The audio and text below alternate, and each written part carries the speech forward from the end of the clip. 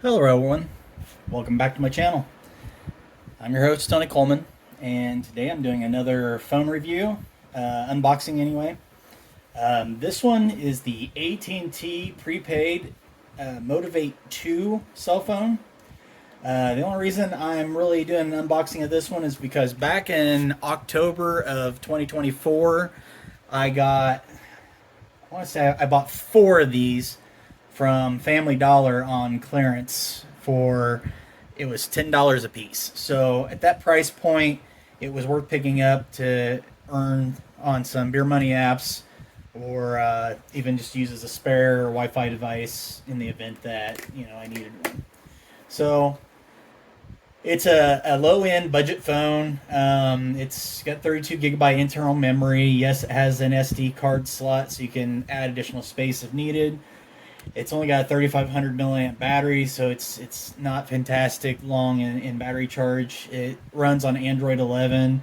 Yes, it has a fingerprint reader, 8 megapixel rear camera. Um, Pretty basic phone. I mean, it's nothing to write home about, but we'll open it up and then I'll kind of get started. But yeah, it's pretty basic. So let's tear into it. Oh, forgot they got the pull tabs. Pull tab, slide out the plastic enclosure. Okay, inside here, you can take off the lid. Phone's on top.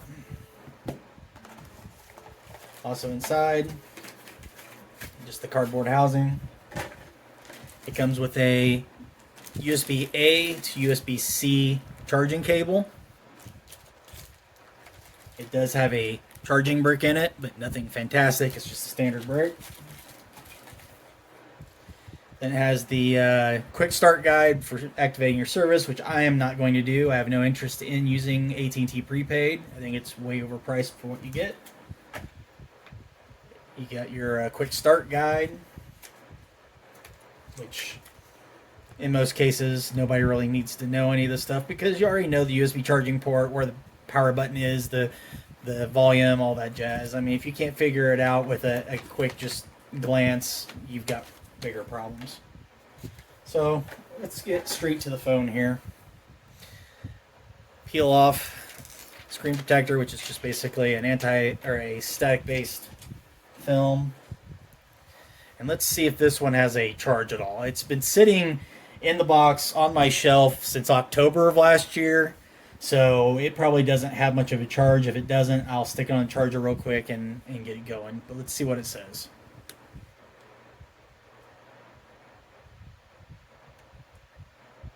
Alright, so it's deader than a doorknob right now, so luckily I have a cable I can charge with.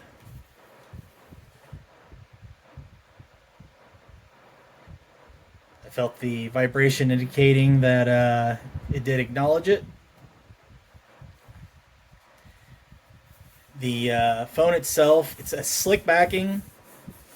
I almost wish they would have used a smaller sticker for the information that's on it because it kind of takes away and makes it feel really super cheap. The size of the phone's not too bad. I have used this phone for bare money. I will say that I would not recommend using this phone as a primary device, but I will get into that towards the end of the video. But right now, since it's deader than a doorknob, it's not even going to let me power up while I'm charging here. It's probably got to charge a little bit before it'll even let me do that. So I'll pause the video and then I will get back with you as soon as it's ready to start setting up. Alright, so it's now up to 36%. We'll go ahead and turn it on.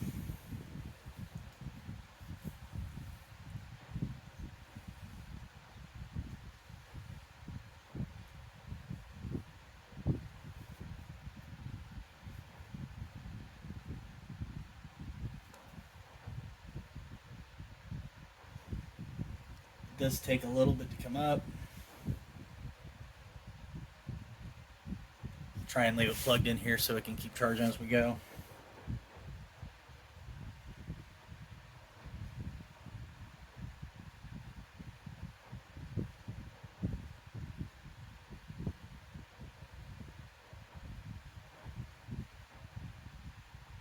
And still going.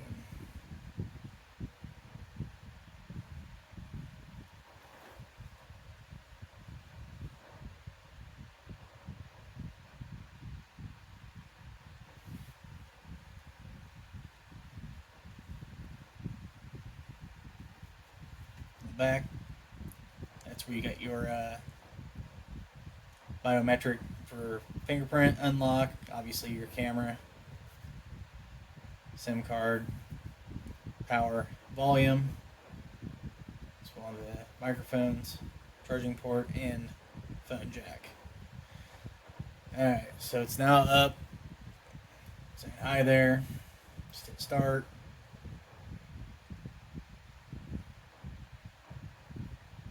Yes, there is that slow delay. I'm going to avoid attaching it to Wi-Fi and Google account and all that stuff just because I think we've all seen it probably 100 times.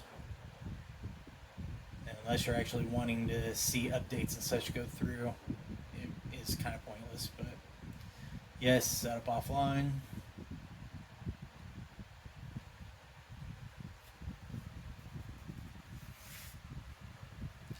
Alright, so now it's trying to set the date and time. Obviously, it took a few seconds for it to update with the tower. It's nice that I didn't have to manually change it. Last phone I did this with, I had to manually change it. So just hit next. Alright, Google services, location, allow scanning, send usage diagnostic information. You know the drill. Hit accept.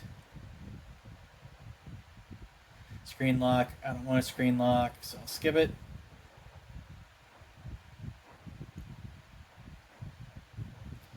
Checking the connections. Obviously, it's not going to find any, and I don't want to get connected. So now it's the AT&T, basically background location, and them wanting diagnostic information. I just tell them no.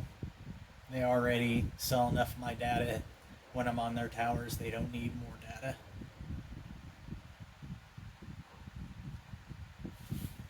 Alright, it's finally on the desktop. As you can see, it wasn't super fast to get there. It's not a flagship phone. This is about as cheap as you will get on modern cell phones. Again, very low on RAM, very low on internal storage. I would not expect a whole lot, but it is already connected, ready to go. It's got the typical bloatware that comes with a carrier phone. You can always uninstall or disable them, but we'll go to About Phone here. 11, as said, IP address, it's just a generic one because it's not actually connected to anything. So that's about as much as it gets. It does look like it's snappy and responsive now, but I'll get into the beef of that. So since I've had this phone for about 10 months now, the other three that I've used all have the exact same headache problem. And I've Googled it, and I found that it's reported in several forums and on Reddit that a lot of people have the same issue. Just randomly, for no reason, the touch will just stop responding. So no matter what you do, it won't respond when it happens. Right now it's not happening, but it does happen on the other three phones that I've had. It doesn't matter if it's just been sitting there for a while. It doesn't matter if it's actually navigating between apps. Like, it will be working, and then just suddenly I can tap, tap, tap, and nothing happened. The only way I can get it to start working again is to turn off the screen, turn it back on, and then touch will start working again. It's insanely annoying. If this was my primary phone and that was happening, I would pull out the last three hairs that are on my head. Um, it is an incredible nasty bug for a phone to have. Why AT&T hasn't sent out an update to fix that, I don't know. Why they continue to sell the phone knowing that's a bug, I don't know. It probably because they don't want to spend the money to pull back a low budget device. They know most people will either just return it or throw it in a drawer and get another one. Um, Second big problem I found with these phones was I've already got one of the three I've been using already has a battery bloating, and it's hardly been used. Like, it's been very light use phone. It's not been abused in any way, but yet the back of the screen is indeed coming off. I'll show you, because here is the other one that I have. I shouldn't say back screen, but the back panel. It literally popped off, and this battery is starting to expand. So, a phone that's not even lasted a year of minimal Wi-Fi use, that's pretty bad. Because I've not had it running any apps to even make it run hot. This is just a beer money phone, and like it sat off, no screen on, nothing for probably half its life before I even started utilizing it. So the fact that it's already starting to blow, that tells me it's pretty crappy. And the date on the battery is January 4th of 2022. So it's not even like it's super old. But yeah, just to kind of give you an idea of the quality build of this thing. So I personally would recommend not buying this phone. If you did buy it, then good luck. If you have a tip for fixing the screen other than turning off the screen and back on, I'd love to hear what it is. Drop it in the comments section down below. Or if there's just something else you want to know about the phone, feel free to ask. I'd be more than happy to check it out and try to get it answered for you. But yeah, AT&T, you gotta do better.